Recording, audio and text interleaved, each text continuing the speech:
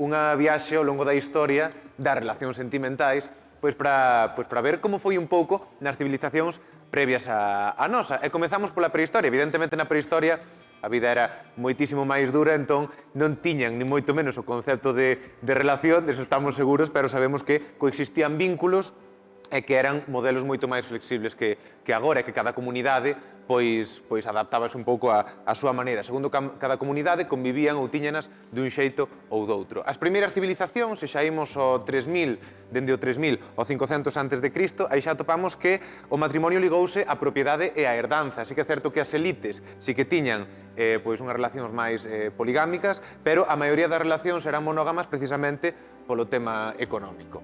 Se seguimos avanzando e imos xa á Antiga Grecia ou a Roma clásicas, aí o que atopamos é que os homes sí que podían ter concubinas, podían ter escravas ou amantes, pero as mulleres, por norma xeral, exixíaselles fidelidade estrita para garantir a legitimidade dos herdeiros. El patriarcado. Sí, xa daquela. Pero agora sí, entramos na...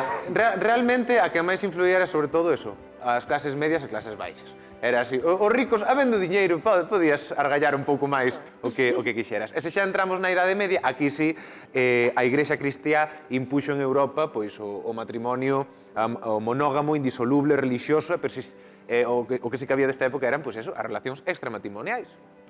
Que? Aí está. Daquela na Idade Media se a Igrexa impuñía, pero non podía evitar que moitos instintos que aí continuaran. E daquela os cuernos eran conscientes, porque moitas veces as mulleres o sabían. Como, Leti? Que daquela moitas veces as mulleres o sabían, pero como tampouco podían salir dese núcleo familiar, porque as mulleres somos un colectivo moi vulnerable, aquelos sí que eran cuernos conscientes, porque a muller o sabía. Total. Había fillos de, vamos... Sí. Por desgracia. Ollo, non vamos falar de quen podían ser os fillos, porque si, polo que sexa, imos cambiar de época, imos a Idade Moderna, na Idade Moderna os estados europeos sí que reforzaron esa monogamia legal, mentres que noutras rexións, como moitos povos africanos, asiáticos e incluso islámicos, a poligamia seguiu a ser habitual. Se xa nos achegamos ao século XIX, aquí por primeira vez xorden os primeiros cuestionamentos sobre esas relacións de matrimonio tradicional e cuestionanse se era un xeito de control social sobre as mulleres.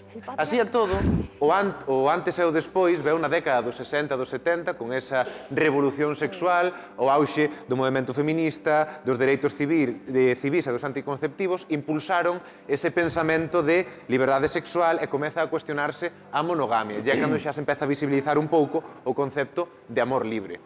Un concepto xunto co de poliamor que xa gaña moita máis forza a mediados dos anos 90 e xa se comeza a difundir esas formas de non monogamia.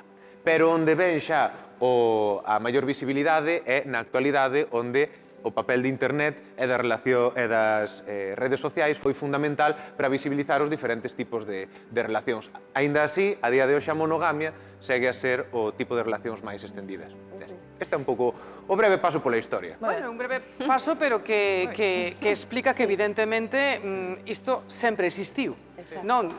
Dende unha visión máis, quizá, máis exterior ou máis interior, máis agochada por unha sociedade máis restrictiva. Iso tamén é certo.